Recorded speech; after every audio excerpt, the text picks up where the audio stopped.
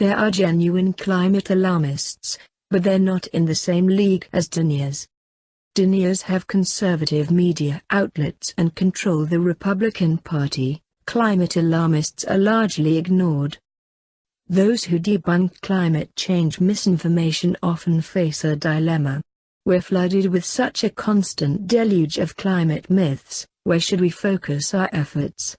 Climate misinformation is propagated via congressional climate hearings, conservative media outlets, denial blogs, and even from some genuine climate alarmists.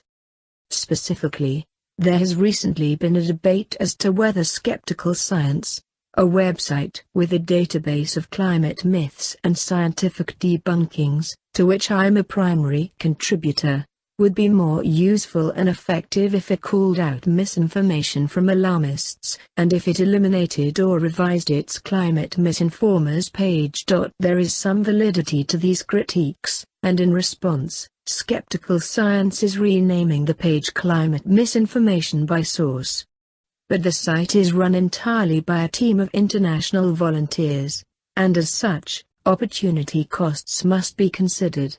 Time devoted to refuting alarmists is time not devoted to debunking the constant deluge of climate denial. Unlike deniers, climate alarmists are not influential. Climate deniers are obviously incredibly influential. Despite their lack of supporting evidence or facts, not only do 28% of Americans continue to believe that global warming is natural and 14% that it's not even happening, but deniers also dictate Republican Party policy.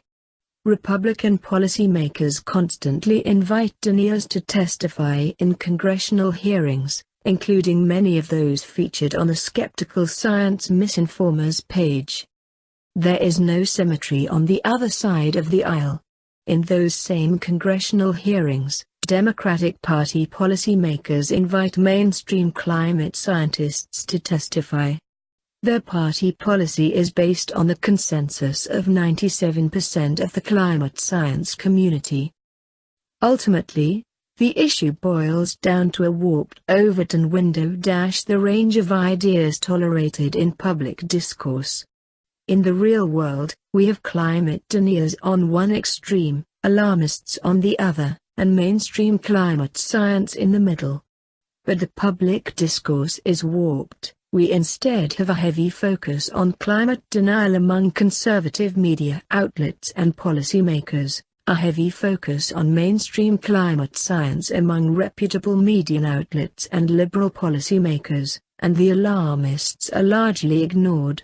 Michael Tobias nicely diagrammed this in the Climate Overton window. But there are some alarmists. That being said, there are a few reasonably well-known individuals who could be accurately described as climate alarmists. The most prominent is Guy McPherson, who decided in 2002 that climate change would likely drive humans to extinction by 2030. 16 years later, we're now more than halfway to 2030 and the global human population has grown from 6.3 billion to 7.6 billion. It's quite safe to say we won't go extinct in the next few decades. McPherson's case basically boils down to arguing that feedbacks like large methane releases will soon kick in, causing a rapid spike in global warming that will lead to global extinctions. One of his primary pieces of supporting evidence is that Earth system sensitivity, which describes how sensitive the climate is to the increased greenhouse effect over millennia, is higher than the shorter-term climate sensitivity. That was essentially the gist of a recent study profiled here in The Guardian. Over millennia, global temperatures and sea level rise will continue to rise beyond what climate models predict will happen over the next couple of centuries. But these are slow feedbacks, and as such won't kick in within the next few decades. Scott Johnson did a very deep dive into McPherson's flawed arguments, for those who want to learn about them in greater detail. As another example, Peter Wadhams predicted in 2012 that the Arctic would be ice-free in the summer by 2016. In fact, the summer of 2012 saw a dramatic decline in year-to-year Arctic sea ice extent, down to 3.6 million square kilometer, which Wadhams believed would become the norm. That hasn't yet been the case. There were 4.7 million square kilometer of Arctic sea ice in the summer of 2016.